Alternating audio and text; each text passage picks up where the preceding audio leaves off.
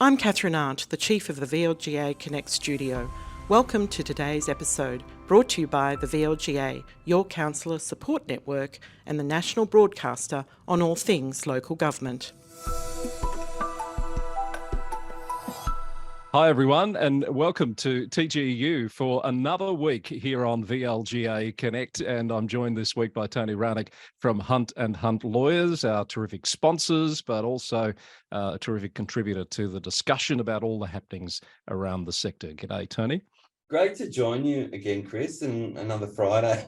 Weeks won't race around, don't they? They sure do. And it's almost Easter, and there's no shortage of things to talk about from the local government sector. And we've got a big list again this week.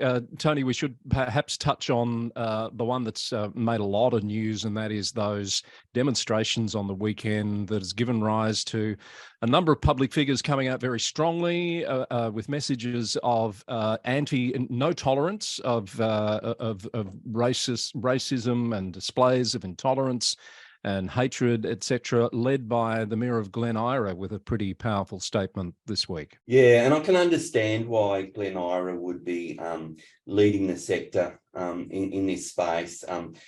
Mayor Jim McGee has there's a statement on the Glen Eira website if anyone's interested. But Glen Eira, of course, has a very a large community, a significant community with a Jewish heritage. I think it was about 17%.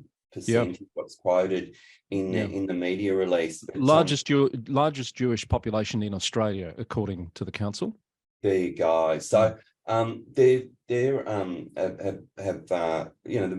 the councillors have called for the banning of Nazi gestures like the so-called Sieg Heil salute and other sort of Nazi symbolism, and I think that's it's an inevitable outcome. There seems to be a bipartisanship at the Commonwealth level on this. I know that Peter Dutton moved that private member bill that the government said whilst they weren't supportive of that particular bill, they were preparing legislation which would have a similar outcome. So I actually think that this is the right thing to do. But also, in coming to that view, I've really had to frame it carefully around thinking about freedom of speech too, and I'm always mindful of that famous quotation, often attributed to Voltaire, but it turns out that French writer and philosopher from the 17th century didn't actually say this. It was someone writing about him years later. But the quote is along the lines of, I disapprove of what you say, but I'll defend to the death your right to say it. And I actually think that reference to Nazi symbolism and that is a good exception to that, given the atrocities and the horrifying outcomes that brings to mind for people in the community. But I still think that it's important that we always are very careful when we're talking about constraining freedom of speech. But I certainly agree with Mayor McGee here, and I think there'd be a lot of people, not just in Glen Eira, but across the Victorian community, who look forward to some sort of legislative provisions that will prevent these sorts of behaviours. There's been a few councils that have made similar statements. That's probably the strongest one that caught my eye. Jim McGee's doing some great work out there front and centre on behalf of the sector really at the moment, and I congratulate him and Glen Eira on their campaign that they've been running through social media, highlighting all the different things that councils do. It's been a really good take on that old 100 days of 100 services type approach, which a few councils did quite some years back. Just on that issue of the right to say what you want to say, Tony, I want to jump across to the US just briefly. And you said there's a lot of CEOs and mayors perhaps that won't thank me for bringing this up when we were doing our pre-chat. But I remind folks, this is the US. It's a special case. But in the US state of Massachusetts, a court has just upheld the right of people to be rude in public meetings. This is going to the heart of that civility issue that we talk about often, and we will be talking about with our panel at Fast Track next week, the VLGA's Fast Track Day. This town of Southborough has a civility code requiring discourse at its public meetings to be free of rude, personal or slanderous remarks. Sounds reasonable? That you'd have that sort of set of principles. Someone got removed from a meeting 5 years ago for calling one of the councillors a Hitler and for saying the councillors were spending money like drunken sailors, and was apparently quite rude in the meeting by the accounts that I've read. Was removed and decided to sue for their right to be rude, and a court has upheld that right to be rude. They're saying you might like to have civility, but you can't require it. This raises a lot of questions for me about where we are at as, you know, or where we might be as a public sector. Yeah, I'm not sure I would use the question of rudeness as the you know, as a draw the line. I think there should be a right to offend people. Because, you know, sometimes by asking a probing question, it will be a little bit, you know, will put someone, make someone feel a bit awkward and uncomfortable, and maybe even offend them. But I think you know, personally derogatory commentary, comparing people to, say, you know, someone like a notorious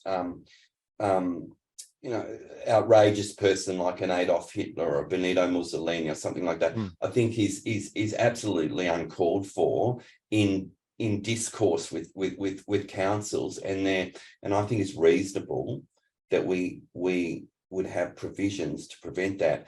And in the Victorian context, it would seem that with councillor conduct panels, that if you go out and you know, compare you know, a councillor or a CEO, for example, to someone notorious in history like a Hitler, or make comments about, you know, that are extreme, like spending money like drunken sailors, that may well cross that threshold of becoming personal abuse and becoming, you know, misconduct. Yeah, I guess there's a bit of a guide there in that Stonington case, isn't there, which really ignited the discussion about what is robust political debate and what is crossing the line. And it just feels like it's still a moving feast. It does. And I think that Glenelg case with the councillor that in one online meeting were addressing down.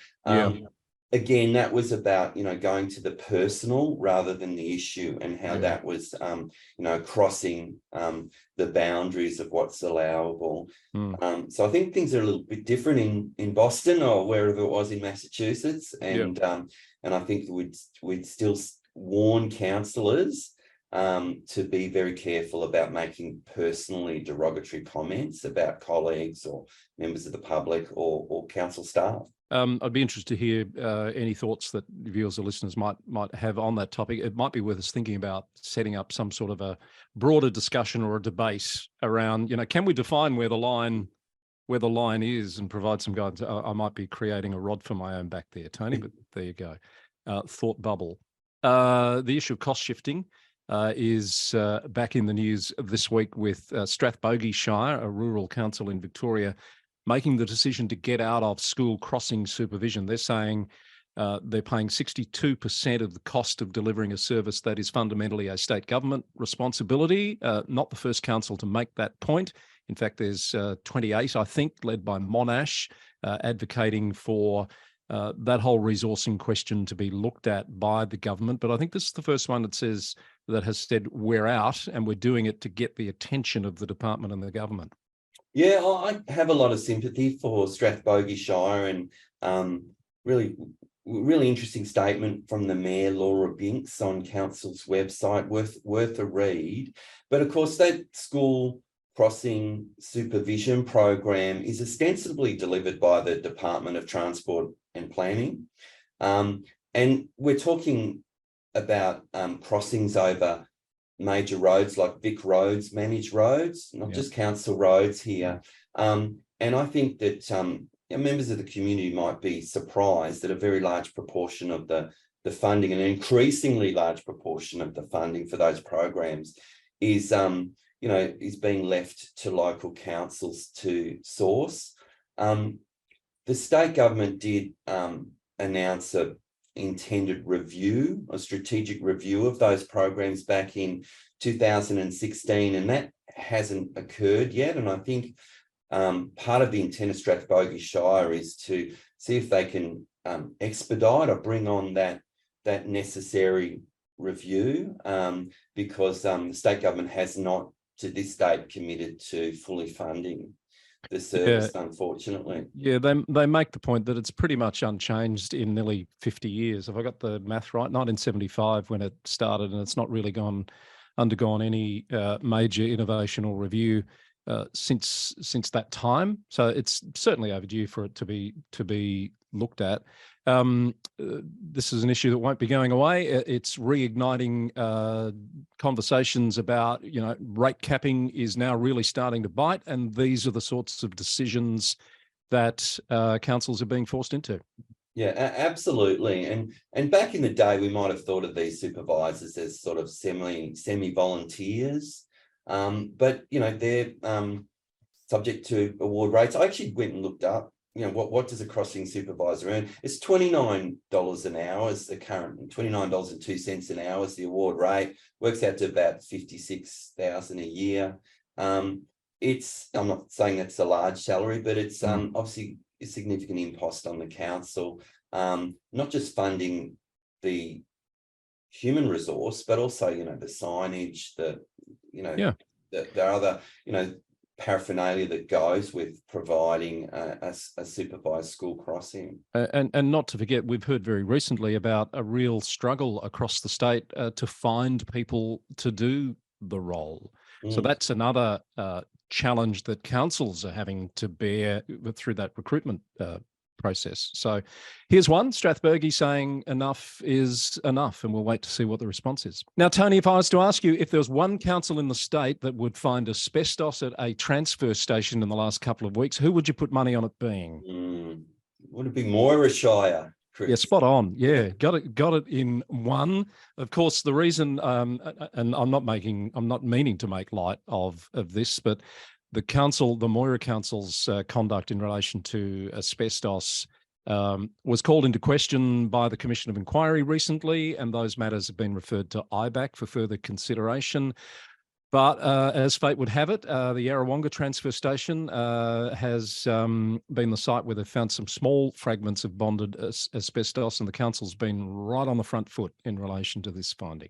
I think you're right. I think it's quite symbolic, perhaps, of the attitude in terms of community engagement that's going to be prevalent in that shire moving forward under the currently the interim administrator, John Tanner, and I believe we've got an acting CEO at the moment in Josh Lewis in there. Certainly at the time this announcement was made, the announcement makes it clear that there's a very low risk to the public. As you say, it was just some small fragments of bonded asbestos found in the soil, but the council's got very much on the front foot in terms of a concerted effort to be transparent, to tell the public what's going on. I believe they're auditing their other transfer stations in terms of potentially also holding asbestos, and they're clearly there's an intent to be very open, transparent, and communicative with the public there at Moira. Yeah, that's the second announcement I've seen in a week, quoting the acting CEO, Josh Lewis. There's been no official announcement that I've seen on the status of Claire Keenan, who came in for some criticism as the CEO in that Commission of Inquiry report. We've been there and done that.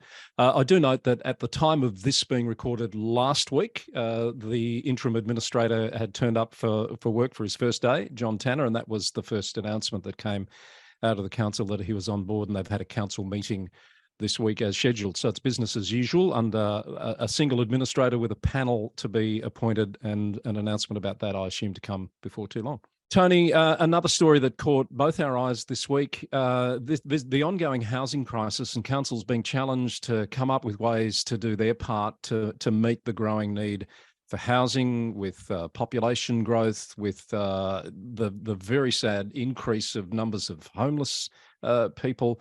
Ballarat's got a proposal in front of it for a 7-story building in the historic Bakery Hill precinct. I know you and I both know Ballarat very well. A really nice part of that city. Some people don't want to see that sort of high-rise develop there. The mayor's saying, I don't know how we're going to meet this challenge without at least considering options like high-rise. It's a wicked problem.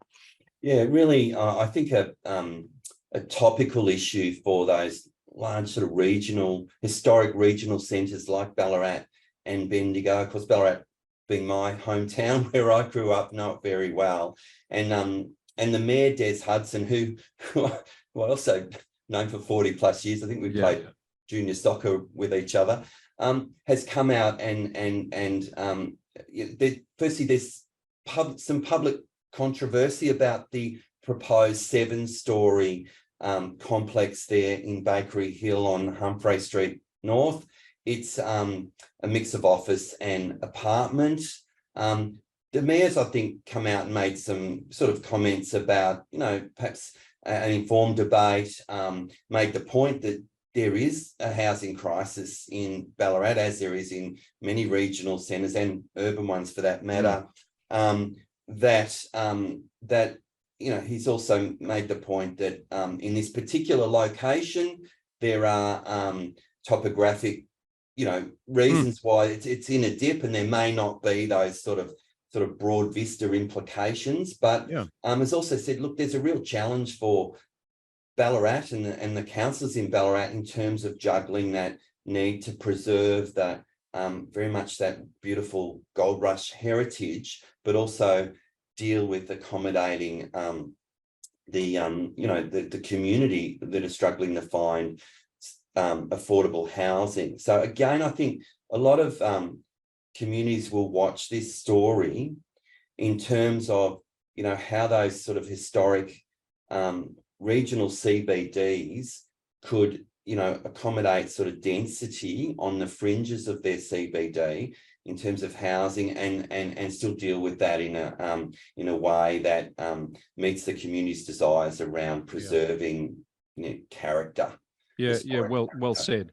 Des makes the point, Mayor Hudson makes the point in the story that, it's not over yet. There's still a consultation period and the council will consider people's views right up to the point of making a decision. But I think there's just one example that goes to show how the role of a councillor and the decisions that they need to make, it's not as simple as many people just seem to think it is. There's so many competing interests and things that need to be balanced. And here's just one example of where councillors need to weigh up a whole range of things in making the best decision they can make for the community. Yeah, I find most of planning's grey. It's not so black and white, and as you say, competing interests. And look, Ballarat councillors, I know, are very mindful of heritage. It's just, and as our Ballarat residents, very parochial about that.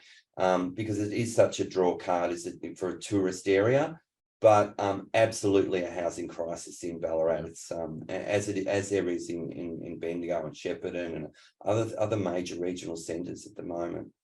You've reminded me, many years ago when I was first in local government, Tony, I heard a mayor speaking. I think it was the mayor of Wodonga at the time, Lisa Mahood it was, who said when she ran for council first, she did it because she saw everything as black and white, and there were some really clear decisions that need to be made.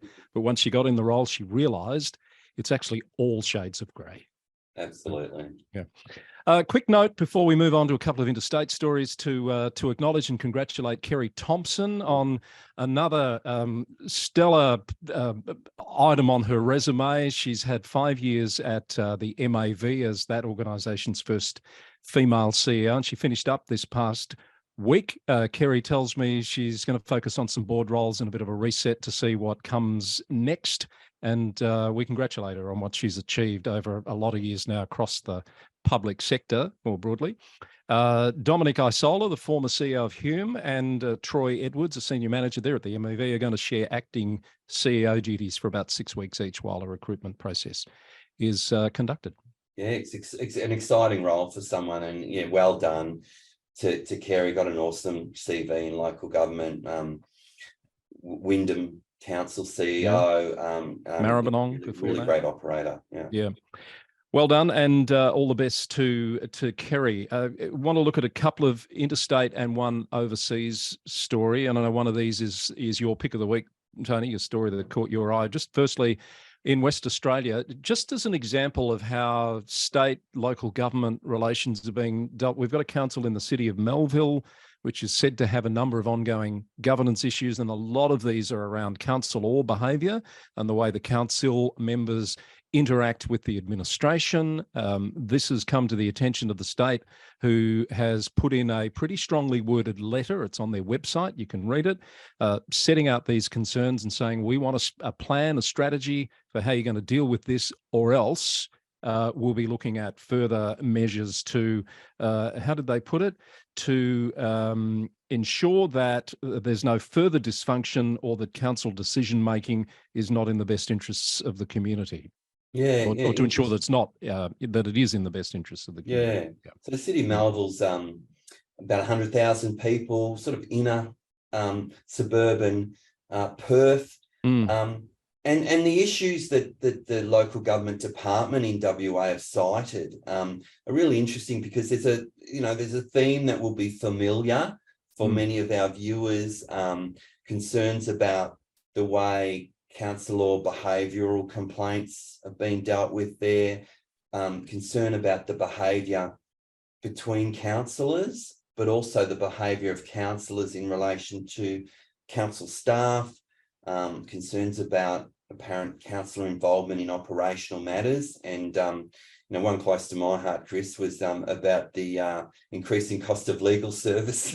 Yes. Apparently lots of legal advice being sought and legal services needed, leading to escalating costs. Absolutely. But I note that it would seem, at least from the media release on the council's website, that the council administration and the councillors are welcoming the interests of local government, are saying that they want to be collaborative, work with the department in relation to all the concerns raised. So, I thought that was certainly a positive signal that's coming out of Melville at the moment.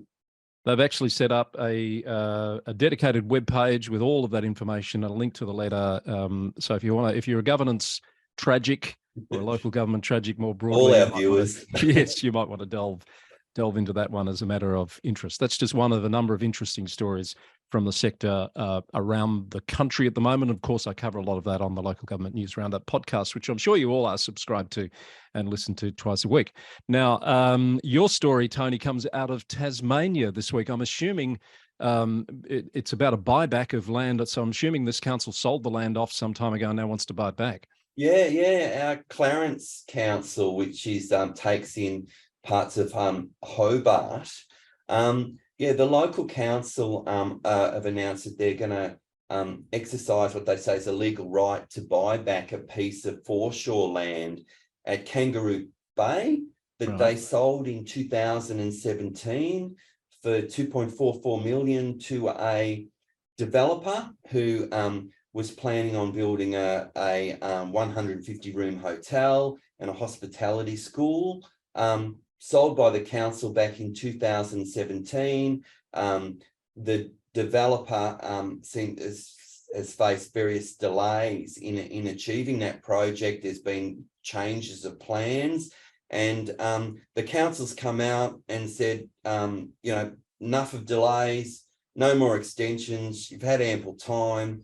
Time's up.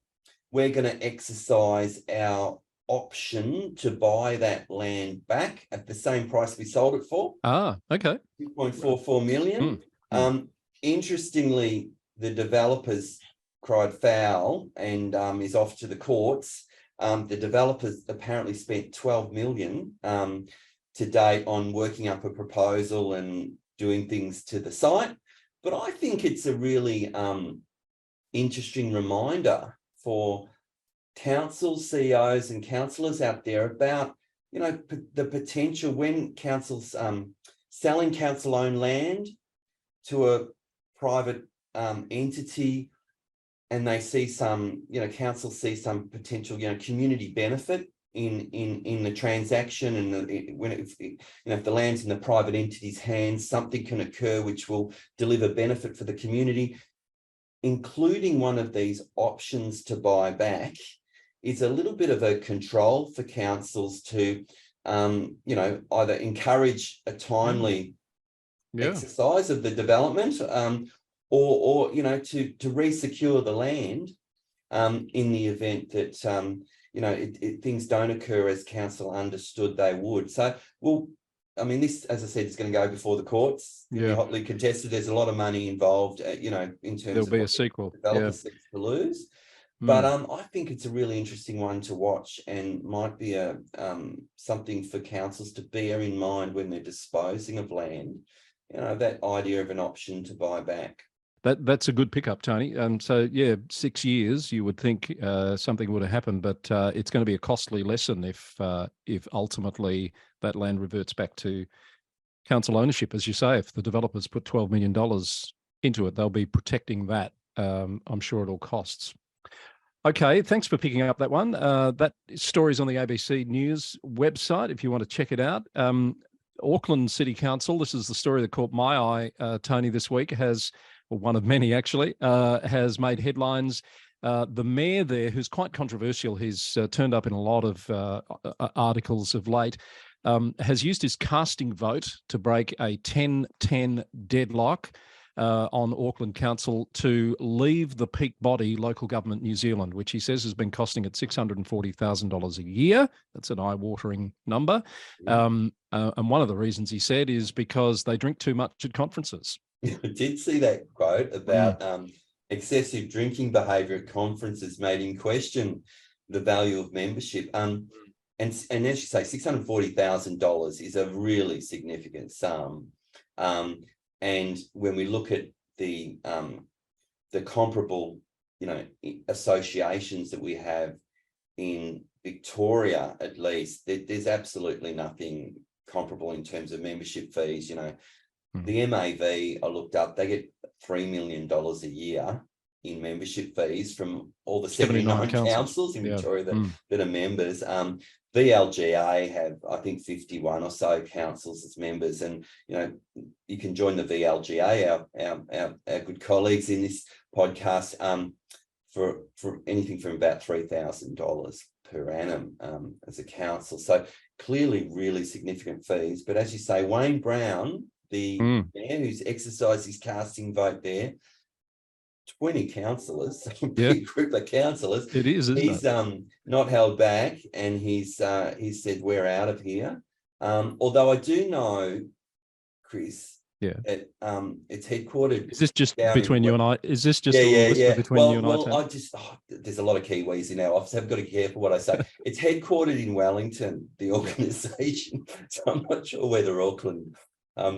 How meaningful that was for the Auckland Council. I did pick that up in some of the narrative that he's basically said LGNZ, which is based in Wellington, needs Auckland more than we need it. Some further context here. Auckland's going through a huge process to cut. I think the figure I saw was about $300 million from its budget across the council and linked entities. They're really trying to pull all of that back by the 1st of July because they've got a huge budget deficit they're trying to rein in. So you can sort of see why some of them would think, well, to save $644,000 in one hit, it's worth looking at it. But they've been a bit in your face about it, perhaps, for want of a better description. Presumably a really significant impact on that organisation, losing their biggest council, potentially their biggest financial contributor. I'm sure. All right, Tony, I've reached the end of my list. Anything else you had to share with us this week? No, but as you say, again, a full and another exciting week. I've got this afternoon. I've got a bit of a forum again with the VLGA is auspicing. I'm doing with Justitia lawyers as well, and Catherine Arndt from the VLGA with a bunch of CEOs across the sector who are coming into our offices at Hunt and Hunt. We're just having as we do a regular chat about local government issues and throwing around experiences of amongst the peers around the table. So that's exciting. I'm looking forward to that. Fantastic. Very pleased you're doing that. I think CEOs need more of those forums to be able to air what's on their mind in a safe environment and get some advice from their colleagues. So well done. And I know, I'm pretty sure that the Moira Commission of Inquiry report and what's followed would be a hot topic of discussion, Tony. I might have to bring my folder in from that matter, but I'm sure we'll be talking about that one. Yep. Can I just give a quick plug on behalf of the VLGA also for Fast Track, which is coming up next Friday as we record this, the 31st of March.